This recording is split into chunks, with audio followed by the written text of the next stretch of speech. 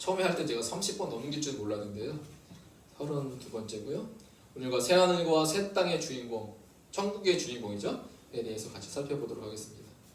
1절에서 8절 제가 고치지 않았는데 10절에서 21절까지 오늘 같이 읽을 텐데요. 오늘 특별하게 오늘 이 10절에서 21절을 딱 여러분이 읽으시면 아, 천국이 이렇게 생겼구나 라는 것을 이미지를 그릴 수 있게 됩니다. 그래서 오늘 특별하게 우리 같이 성경 공독을 하지 않고요. 저희 두 자녀 하라 하이가 나와서 성경 공독하도록 하겠습니다. 네, 나오세요. 하라 나오고. 여기 위에 올라와서. 제가 시켰습니다. 자, 10절부터 21절까지 둘이 성경 공독하도록 하겠습니다. 성령으로 나를 드리고 시작. 성령으로 나를 데리고 크고 높은 산으로 올라가 하나님께로부터 하늘에서 내려오는 거룩한 성 예루살렘을 보이니 하나님의 영광이 있어 그 성의 빛이 질기기와 보석하고 벽과 수정같이 밝더라. 크고 높은 성곽이 있고 12문이 있는데 문에 12청사가 있고 그 문들 위에 이름 썼으니 이스라엘 자손 12지파의 이름들이라. 동쪽의 셈은 북쪽의 셈은 남쪽의 셈은 서쪽의 셈은이니 그 성의 성곽에는 12기초석이 있는 거고 그 위에는 어린 양의 12사도의 12이름이 있더라. 네게 말하는 자가 그 성과 그 문들과 성곽을 측량하려고 금 갈대자를 가졌더라. 그 성은 네모가 반듯하여 길이와 너비와 같은지라. 그 갈대자로 그 성을 측량하니 12,000스타디온이요 길이와 너비와 높이가 같더라. 그 성곽을 측량하며 144규빗이니 사람을 측량하고 천사의 측량이라. 그 성곽은 벽으로 쌓였고 그 성은 잠그밴드의 맑은 유리 같더라. 그 성의 성곽의 기초석은 검은색 보석으로 꾸몄는데 첫째 기초석은 벽옥이요 둘째는 남보석이요 셋째는 옥수요 넷째는 넛보석이요 다섯째는 홍마이요 여섯째는 홍보석이요 일곱째는 황옥이요 여덟째는 너옥이요 아홉째는 장황옥이요 열째는 비추옥이요 열째는 청옥이요 열둘째는 자소장이라. 그 연못문은 12진주니 강문마다 한 개의 진주로 되어 있고 성문은 맑은 유리 같은 정금이더라. 자, 천국이 이미지가 이제 떠오르기 시작하십니까? 네. 두 자녀가 암송했는데요. 얘들이 기뻐함과 감사함으로 참여하지는 않았지만 부모의 강요와 강압과 온갖 회유와 출첵을 통해서 시켰지만 그 말씀은 하나님이시기 때문에 그 어떤 것보다 바꿀 수 없음을 믿습니다. 오늘 천국에 대해서 마지막으로 새하늘과 새 땅, 여러분 천국 가시면 어떤 이미지가 생각나나요? 우리가 말씀을 읽고 기억나는 것보다 지금까지 천국에 갔다 오신 분들에 대한 간증을 통해서 천국에 대한 이미지를 더 많이 가졌을 거예요. 그렇죠? 근데 그러지 말고 오늘 성경에서 말하는 천국의 이미지가 어떤 것인가 오늘 마지막으로 살펴봤으면 좋겠는데요. 오늘 읽지 않았지만 9절에 보니까 7대접을 가지고 마지막 7재앙을 당하는 7천사 중 하나가 나와서 내게 말하 이르되 이리 오라 하면서 이렇게 말합니다. 내가 신부 곧 어린 양의 아내를 내게 보이리라 라고 말하고 있습니다. 내가 신부 곧 어린 양의 아내를 내게 보이리라. 근데 이 내가 신부 곧 어린 양의 아내가 누구냐라고 했을 때 10절에서 부연 설명하기를 그 아내를 거룩한 성 예루살렘이다 라고 말하고 있어요. 신부 어린 양의 아내는 새 예루살렘이다 라고 말하고 있는데 지금까지 여러분 우리가 어떻게 생각했냐면 신부는 새 예루살렘이라는 건물이 아니라 그 건물에 들어가는 자로 여겼죠. 그래서 이 구절을 통해서 논쟁이 있어요. 사람이냐 건물이냐, 거기서 살아갈 사람이 아내냐 신부냐 아니면은 거룩한 성 새 예루살렘이냐.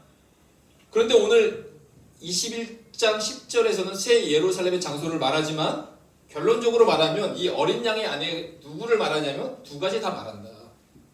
즉 장소적인 개념으로서 거룩한 성 새 예루살렘의 어린 양의 아내이자 동시에 그 예루살렘에서 살아가는 하나님의 백성 이 두 가지를 의미한다라고 보시면 될 것 같습니다. 오늘 그 시편 이사야 65편 19절에 보니까 이렇게 말하고 있습니다. 이건 마지막 때에 일어날 그 말씀인데 내가 예루살렘을 즐거워하며 나의 백성을 기뻐하리니. 두 가지죠.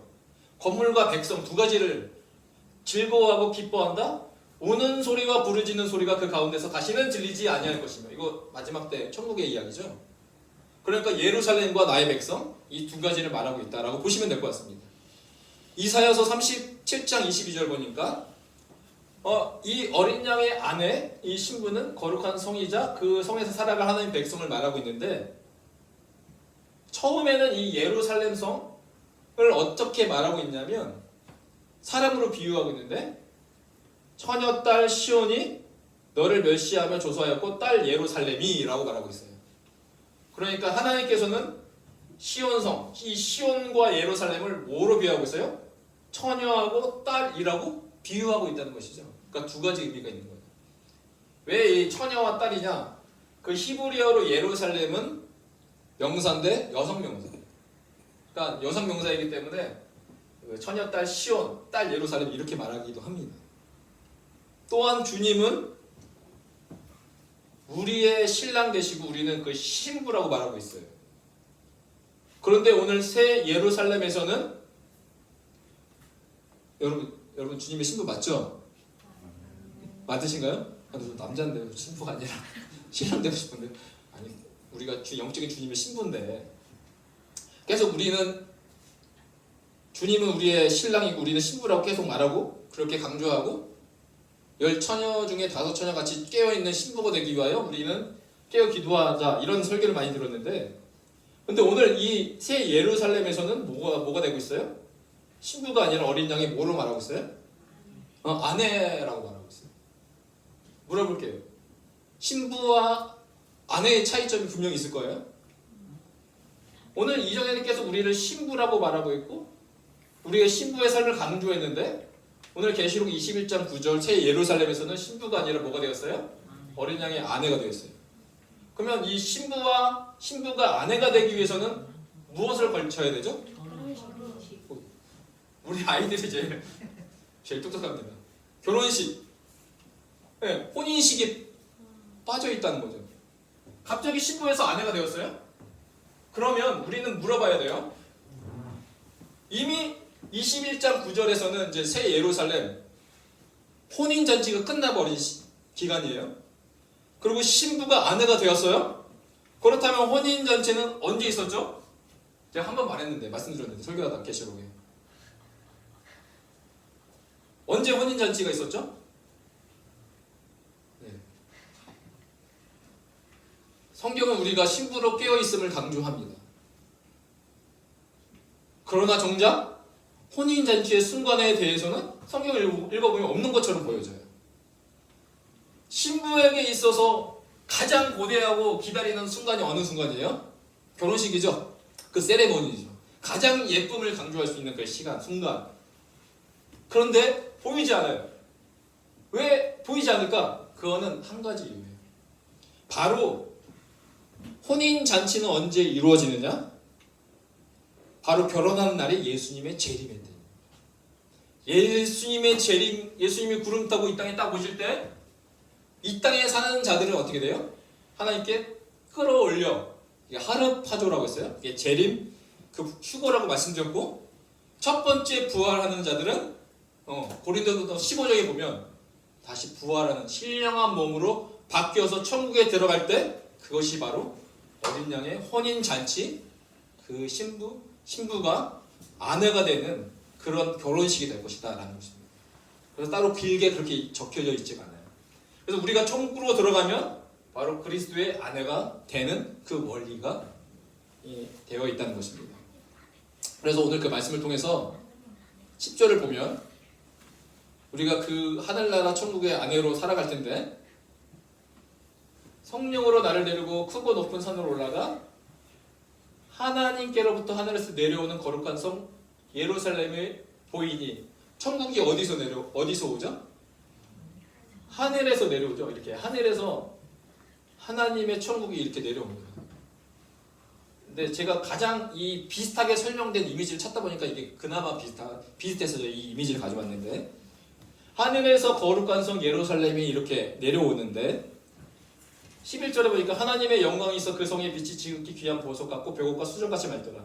크고 높은 성벽이 있고 12문이 있는데 12문에 문에 12천사가 있고 그 문들 위에 이름을 썼으니 이스라엘 자손의 12지파 이름들이다. 이렇게 동쪽의 세 문, 북쪽의 세 문, 서쪽의 세 문, 남쪽의 세 문, 서쪽의 세 문이니 각각 문이 3개씩 12개가 있다라고 말하고 있습니다. 근데 12절에 크고 높은 성곽이 있고 12문이 있는데 이렇게 12문이 있는데 문에 12천사가 있고 그 문들 위에 이름을 썼으니 이스라엘 자손 어떤 이름이 적혀 있어요? 12지파의 이름들이 적혀 있다라고 말하고 있습니다. 저는 이 12지파의 이름을 기록하시는 하나님이 참 사랑의 하나님이시고 신실하신 하나님이신 이유가 뭐냐면 21장 1절을 보니까 이렇게 시작합니다. 또 내가 새 하늘과 새 땅을 보니 처음 하늘과 처음 땅이 어떻게 됐어요? 없어져요. 그리고 바다도 다시 있지 않더라. 하나님이 마지막 천국 새 하늘과 새 땅을 이 땅 가운데 내려오게 하실 때 하나님이 태초에 창조한 그 모든 것은 하나님이 다시 유에서 무로 만드셔요. 없어지게 만드셔요. 그런데 다 없어지는데 이 땅에 있는 것들은 다 사라지는데 하나님이 기록하신 게 있어요. 그것이 뭐예요? 12지파 이름을 기억하십니다. 하나님의 모든 창조물이 다 사라지는데 오직 이스라엘 자손 12지파의 이름을 어디에다 기록하셔요? 영원한 천국에다 기록하신다. 얼마나 대단한 것입니까? 그 천국에 각각의 그 12지파의 이름을 기록하신다는 것입니다. 어떻게 해요? 동쪽의 세문, 북쪽의 세문, 남쪽의 세문, 서쪽의 세문. 근데 갑자기 하나님이 세문 나눈 것이 아니라 이것이 하나님이 오늘 일하시는 방식이었어요. 왜냐하면 이스라엘 백성이 출애굽하여 그 애굽 땅에 살 때 하나님의 성막을 짓게 하시고 성막 위주로 동쪽에 세 지파, 남쪽에 세 지파, 서쪽에 세 지파, 북쪽에 세 지파 이렇게 세 지파로 살게끔 하셨어요. 그 가운데 뭐가 있죠? 성막이 있어요. 성막이 중심이에요. 그래서 모든 텐트들은 입구를 딱 열면 성막이 보이게끔 텐트를 설치하도록 되어 있어요. 하나님의 임재의 중심으로 살아가라. 너의 시선이 하나님의 임재에 흔들리지 말고 고정되어 있어라. 이와 마찬가지로 천국에도 동쪽, 북쪽, 남쪽, 서쪽의 세문에 이스라엘 12지파의 이름들을 적도록 하셨습니다. 왜 놀라운 거냐면 여러분 이스라엘 잘 생각해 보세요. 우리의 역사서를 읽어보면 그들은 수없이 음행과 악한 일을 하나님 앞에 행했어요. 수없이 넘어졌어요. 그런데 하나님께서는 새하늘과 새 땅 그 나라 천국에서까지 이스라엘 지파의 이름을 기억하신다? 적으신다? 이것은 얼마나 하나님이 신실하신 분이신가. 하나님은 변하지 않고 그분의 약속을 이루시는 하나님이시다. 왜냐하면 이사야서 66장 22절에 이렇게 말씀하고 있습니다. 내가 지을 새 하늘과 새 땅이 내 앞에 항상 있는 것 같이 너의 자손과 너의 이름이 항상 있으리라. 뭐라고 말합니까? 여호와의 말입니다. 여호와가 말씀하시면 이루시는 신실하신 하나님. 우리 개인의 삶 가운데 하나님이 말씀하신 적이 있지 않습니까? 내게 주시는 그 말씀이 한 구절에 있어요, 분명히. 그런데 하나님은 여러분에게 말하는 거예요. 여호와의 말이니라. 그러면 뭐 하겠다는 거예요? 내가 이루겠다. 그 하나님은 신실하신 하나님이십니다. 근데 여기서 그치지 않습니다. 12지파 이름을 적었을 뿐만 아니라 14절 보니까 이렇게 나와 있어요. 그 성의 성곽에는 12기초석이 있고 성곽이 144규빗으로 되어 있다라고 이제 나와 있는데 12기초석이 있고 그 위에는 어린 양의 12사도의 12 이름이 있더라. 하나님이 12지파의 이름뿐만 아니라 누구의 이름도 적으셨어요? 네, 어린 양 12사도의 이름도 적으셨다는 거예요. 12사도의 이름. 자, 12기초석이 있다. 이 기초석이 헬라어로 데멜리오스. 기초석이 데멜리오스예요. 데멜리오스가 기초, 터, 그 땅의 터를 말하는 거예요. 터인데 12기초석은 결국 무엇을 가리키냐면 열방의 교회 기초를 가리키는 말이에요. 왜 교회의 기초를 말하냐? 그 위에는 12기초석이 있고 그 위에는 어린 양의 12사도의 12이름. 어린 양의 12사도. 즉 12사도로부터 하나님의 복음이 예루살렘과 온 유다와 사마리아 땅 끝까지 그 복음을 전파하게 하셨고 그 복음을 전파하게 하셨을 뿐만 아니라 이들을 통한 열방의 모든 교회에 뭐를 세우셨어요?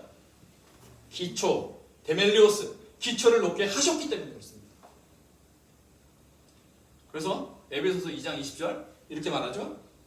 너희는, 자 여기서 너희는 에베소 교회 성도들. 근데 에베소 교회의 특징은 뭐예요? 이방인 교회예요. 유대인 교회가 아니에요. 너희는 사도들과 선지자들의, 여기 바뀌었네요. 사도들과 선지자들의 어디에 있어요? 터 위에 세우심을 입은 자라 그리스도 예수께서 친히 모퉁이 돌이 되셨느니라. 그 터 위에 우리는 세워져 있다라는 것을 말하고 있는 것입니다. 그래서요, 이 영원한 새하늘과 새 땅의 성곽에 구약의 대표와 12지파, 그리고 신약의 대표 어린 양의 12사도, 신약의 대표를 표시하고 기념하시겠다라고 천국에서 기념하시겠다고 말씀하십니다. 그래서 저는 놀라운 게 뭐냐면요, 바울은 이 이스라엘과 이방인인 우리의 연합에 대해서 굉장히 중요하게 생각하는데 그것이 마지막 때까지 너무나 중요하다. 너희들은 그리스도 위에 터 위에 동시에 세워져야 된다라고 말하고 있어요. 제가 여러 번 강조했는데 로마서 11장 25절 이방인의 충만수가 돌아오기까지 그리하여 온 이스라엘의 구원을 받으리라. 우리가 마지막 때 주님이 재림하시기 전에 우리 이방인 교회 사명이 뭐라고 생각했어요? 이방인의 충만한 수, 즉 땅끝까지 복음이 증거되고 전파돼서 모든 사람의 복음을 듣게 만드는 그 사역을 위하여 우리가 선교하죠. 그러면 그 복음이 다 증거되면 끝날 줄 알지만 그렇지 않다는 거예요. 이방인의 충만한 수가 돌아오기까지 그 위에는 뭐가 있어야 돼요? 온 이스라엘의 구원이 이루어질 때, 그래서 이스라엘의 구원과 이방인의 구원이 이루어질 때, 만날 때 뭐가 이루어진다는 거예요? 마지막 하나님의 나라 새하늘과 새 땅이 임한다 라는 것입니다. 그러니까 우리가 이스라엘의 구원을 위해서도 기도해야 되는 거죠. 그러니까 에베소서 2장 20절이 맞는 거예요. 너희는 사도들, 이 사도들은 구약의 신약의 대표죠. 어린 양의 12사도, 이 사도들과 선지자들, 이 선지자들은 어떤 대표죠? 구약의 대표들. 각종 하나님이 보내신 선지자들의 터 위에 세우심을 받아. 그래서 하나님의 그 새하늘과 새 땅은 이스라엘 족속을 위한 그 천국이 아니고 우리 이방인을 위한 천국이 아니고 모두를 위한 천국이다라고 말씀하고 있습니다.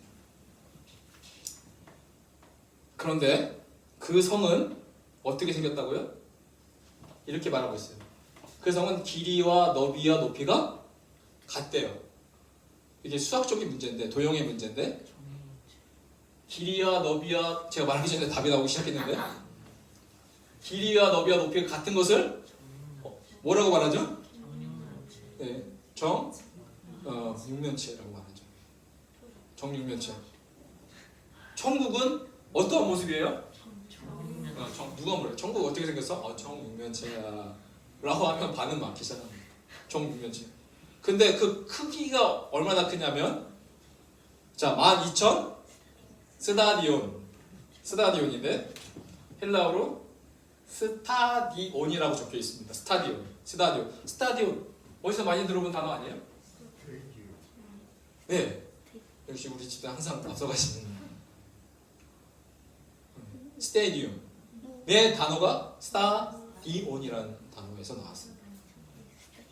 자, 이 스타디온은 첫 번째 뜻이 거리 측정 단위고요.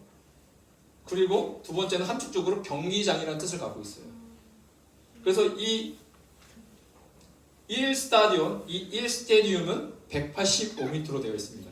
자, 그럼 곱해보세요. 그러면 몇 킬로일까요? 여기서 마치면 천재죠? 2220km. 그러니까 천국이 가로 세로가 몇 킬로예요? 높이가 2200km입니다. 근데 생각해보면 중국 땅덩어리를 이렇게 네모나게 만든 정도의 크기 정도 될 거예요. 근데 높이도 2200km. 우리가 가장 적절하게 생각할 수 있는 비유가 뭐냐면 우리 아파트로 비교하면 한 층이 3m라고 생각하면 76만 6,666층이 될 것이다 라는 것입니다. 이것이 오늘 천국의 정육면체입니다. 전 모르겠어요. 이게 진짜 실제 크기인지 아닌지, 그 안에 들어가면 또 다른 세계에 열릴지는 모르겠지만 성경에서 말하는 천국의 크기는 바로 2200km다 라는 것입니다. 놀라운 건요, 저 물어볼게요. 왜 하나님이 천국을 정육면체로 만드셨을까요? 가장 빨리 항상 나왔는데 우리 아이들이 왜 천국을 정육면체로 만들죠? 그냥 모형도 없는 끝도 없는 그냥 그런 천국을 만들면 되잖아요. 근데 하나님이 굳이 정육면체로 만들겠대요. 왜 모르겠어요? 근데 하나님은 그냥 막 일하지 않거든요. 즉흥적으로 하지 않거든요. 오늘 이스라엘 백성을 인도할 때 힌트가 있어요.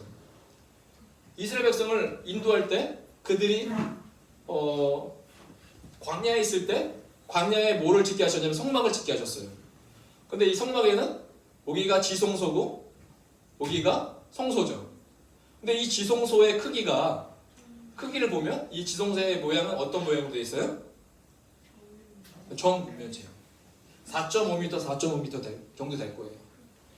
그래서 이 지성소는 하나님의 얼굴집, 판님, 얼굴집이라고 해서 하나님의 뭐가 있냐면 임재가 있는 장소다라고 말하고 있어요. 그런데 하나님이 수많은 이 땅에 하나님이 다 존재하시지만 특별히 이스라엘 백성을 인도하실 때 어디에 계셨어요? 이 지성소 정육면체에 계셨어요. 또한 솔로몬의 성전 평년도인데 이 지성소와 성소로 나눴죠. 근데 이 지성소는 성막의 크기의 2배가 되더라고요. 9.2m. 가로 세로 높이가 9.2m. 굳이 솔로몬도 지성소를 정육면체로 만들었다는 것입니다. 그래서 이 지성소의 의미는 하나님의 임재, 하나님의 임재를 뜻해요. 그런데 새하늘과 새 땅에 가면 그때부터 더 이상 지성소가 필요 없게 되죠. 왜냐하면 성전이 필요 없게 돼요. 왜냐하면 성 안에서 내가 성전을 보지 못하였으니 이는 주 하나님 곧 전능하신 이와 및 어린 양이 그 성전이십니다. 그분 스스로가 성전 되시기 때문에 더 이상 이 땅에 성전이 필요하지 않습니다. 잘 보세요. 하나님이 이 땅 가운데 거하실 때 이스라엘 백성에게 정육면체의 지성소를 짓게 하셨고 그 안에 거하셨다. 근데 오늘날 이 세상은 우리가 천국을 바라보지 못하게 하고 이 땅에 시선을 고정두게 함으로 그렇게 죽기를 원하고 있다는 거예요. 그 한 예가 뭐예요? 이게 뭐예요? 애플이죠. 그 스티븐 잡스가 죽고 나서 이 애플 스토어에 이거를 만들었는데 이 어디 안에 집어넣었죠? 유리관이죠. 근데 유리관이 어떻게 생겼어요? 정육면체에 그 애플을 탁 집어넣었어요. 왜 애플 이 로고를 만들었을까? 설이 제가 쭉 찾아봤는데 한 3가지, 4가지예요. 이유가. 그 중에 세 번째 설이 있는데 한 집 베어 묵은 사과다 라는 설이 있어요. 이건 진짜인지 가짜인지 몰라요. 그런데 이 한 입 베어 묵은 사과로 인해서 이 땅이 타락했지만 내가 이 IT 기계로 이 세상을 다시 새롭게 하겠다라는 의미를 부여한 사람도 있더라고요. 근데 중요한 것은 그 말이 조금씩 신비성 있는 것은 이 IT로 세상을 내가 바꾸겠다, 천국처럼 만들겠다라고 하면서 어디에다 집어넣었어요? 정육면체에 딱 들었어요. 근데 그 크기가 심지어 솔로몬의 성전의 지성소랑 똑같이 만들었어요. 9m, 9m, 9m. 솔로몬의 성전도 9m, 9m, 9m. 재밌는 건요, 이스라엘의 모든 삶은 정육면체. 신명기의 말씀 보면 이마와 손에, 그쵸? 하나님의 말씀을 기록하려고 했는데 그 말씀을 놓고 기도하는 게 바로 이게 테필린입니다. 테필린. 그래서 이스라엘 백성은 이 머리에다가 어디서 많이 본 얼굴인데 이 테필린이라는 이마를 붙이고 손목에다 여기다 놓고 기도합니다. 근데 이 모양이 정확하게 어떻게 생겼냐면 정육면체예요. 이 정육면체, 이 테필린, 이게 신약으로 말하면 경문각인데 이 경문각 안에 4개의 말씀방이 있습니다. 그러니까 하나님은 기본적으로 이스라엘 백성을 생각하는 거예요. 하나님은 어디에 계시다? 정육면체에 계시다. 그런데 오늘날 세상은 이 정육면체에 계신 하나님을 뭘로 만들기를 원하느냐? 하나님의 놀이거리로 만들기를 원한다. 이게 주사위잖아요. 이 주사위가 어떤 모양으로 되어 있어요? 정육면체. 재밌는 건요, 여기가 1이 나오면 여기는 6이 나오는데 잘못된 거예요. 1의 마지막 바라보고 있는 숫자가 뭐예요? 6. 7을 만들게 돼 있어요. 여기가 4면 반대는 3. 여기가 2면 반대는 5. 완벽한 숫자 7을 가지고 정육면체, 하나님이 거하시는 근거한 정육면체를 가지고 지금까지 사람이 게임으로 만들었다. 그래서 에베소서 4장 14절에 보니까 이렇게 나왔어요. 이는 우리가 이제부터 어린아이가 되지 아니하여 사람의 뭐요? 속임수. 이게 사람의 속임수라는 거예요. 속임수가 헬라어로 보면 휘베이야. 속임수 휘베이야인데 이 휘베이야가 퀴버스에서 유래가 됐는데, 퀴버스는 육면체, 즉 놀기 위한 주사위다. 근데 주사위다. 근데 이것을 오늘날 에베소서 4장에는 뭐야? 사람의 속임수로 만들었다. 하나님의 가장 임하시는 그 임재의 공간이 그 육면체를 가지고 사람은 오늘 이 땅은 뭘로 만들었어요? 휘베이야? 속임수를 만들었다. 여러분, 그 이스라엘 국기가 이렇게 생겼어요. 근데 그 안에 있는 그 별을 우리는 뭐라고 말하냐면 다윗별이라고 합니다. 근데 별이 두 가지 종류의 별이 있죠. 이 별과 이 별, 두 가지 별이 있어요. 여러분 손을 이렇게 한번 해보세요. 그리고 한번 별을 한번 그려보세요. 별 한번 그려보세요. 대부분 어떻게 그리죠? 이렇게 그리죠. 그렇게 그리면 다윗별이 안 나오고 이 별이 나와요. 근데 이 다윗별을 그리기 위해서 어떻게 해야 돼요? 삼각형 그리고 역삼각형 그려야지 다윗별이 되죠. 이 별의 어떤 의미냐? 한 번에 그릴 수 있는 이 별은 바로 사단의 상징이죠. 염소죠. 이 염소의 상징이 바로 이 별의 의미입니다. 그러면 이 다윗별은 어떻게 다른가? 여러분 다윗별을 잘 보세요. 이 다윗별을 잘 보세요. 뭐가 보이세요? 해가 보이세요? 뭐가 보이세요? 네, 여기 안에 정육면체가 있습니다. 이스라엘 백성은 이 국기 안에서도 하나님의 임재, 다스림, 그 정육면체를 놓고 있습니다. 왜냐하면 이 정육면체 밖에는 사람이 중심이 되고 세상의 중심이 되는 인본주의. 그러나 우리는 어떤 주의를 하겠다? 하나님이 중심이 되는 신본주의로 살겠다. 라고 해서 이 정육면체를 강조하고 있습니다. 마지막 새하늘과 새 땅, 하나님이 뭘로 디자인하셨다? 정육면체로 디자인하셨다. 그런데 그 모습이 어떤 모습이냐면 그 성의 성곽에는 벽으로 쌓였고 그 성은 뭐예요? 정금인데 맑은 유리 같더라. 그리고 19절 그 성의 성곽의 기초석은 각색 뭘로 되어 있어요? 보석으로 꾸몄다. 그래서 첫 번째, 두 번째, 세 번째, 네 번째가 12째 자수정이라 보석으로 꾸몄고, 그리고 21절에 보니까 그 12문은 12 뭐로 되어 있어요? 진주. 자, 그러면 오늘 새 예루살렘에서는 어떠한 보석으로 되어 있어요? 첫 번째 정금으로 되어 있고, 두 번째 보석으로 되어 있고, 세 번째 진주로 되어 있다는 거. 근데 놀라운 사실은 우리가 정말 깨어 기도해야 돼요. 놀라운 사실은 계시록 14장 7절에 보니까 음녀, 즉 음녀는 뭐예요? 바벨론이라고 했죠. 바벨론은 오늘날 이 땅에 있는 수많은 그 타락한 도시들, 이 음녀 바벨론에 대해서 묘사하고 있는데, 이 음녀 바벨론은 어떤 정체를 갖고 있느냐? 이렇게 말했어요. 17장 7절 그 여자는 자줏빛과 붉은빛 옷을 입고 뭐를 꾸몄어요? 금과 보석과 진주로 꾸몄다.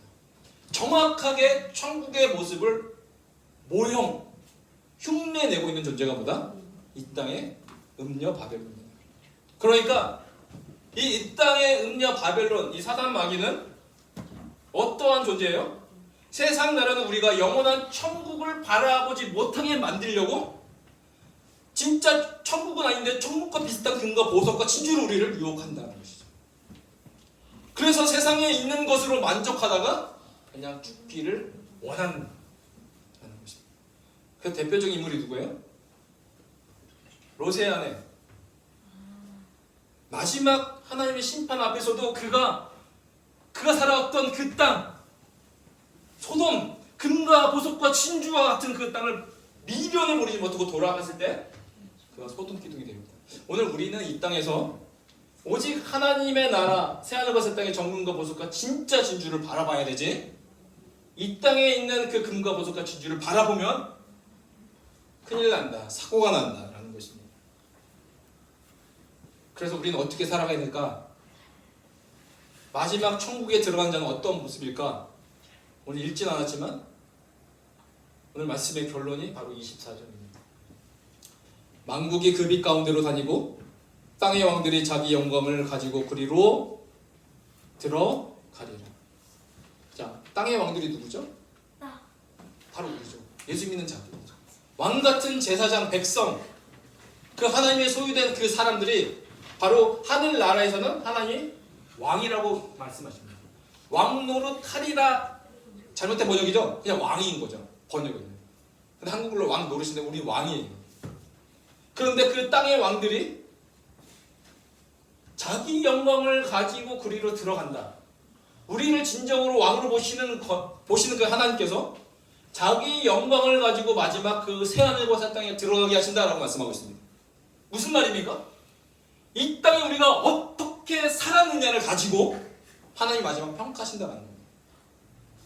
내가 얼마나 영광을 가지고 살아갈 것이냐, 그걸 하나님이 평가해 주시는데, 다니엘서 11장 1절 마지막 때에 대한 말씀이죠. 그때, 마지막 때죠. 그때 내 민족을 호위하는 큰 군주 미가엘이 일어날 것이요 또 환란이 있으리니 이는 개국 이래로 그때까지 없던 환란일 것이며 그때 내 백성 중에 책에 기록된 모든 자가 구원을 받을 것이라 라고 하면서 우리가 너무나도 유명한 말씀 3절, 많은 사람을 옳은 대로 돌아오게 하는 자는 별과 같이 영원토록 빛나리라. 영원토록 빛날 수 있는 그곳, 새하늘과 새 땅. 결국 무슨 말입니까? 이 영원토록 빛나게 하는 그 새하늘 새 땅, 바로 나의 영광, 자기의 영광.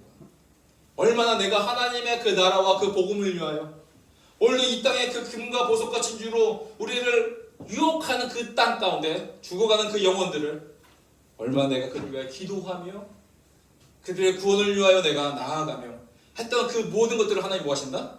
내가 기억합니다. 그리고 자기의 영광을 가지고 내가 너를 들어오게 하겠다.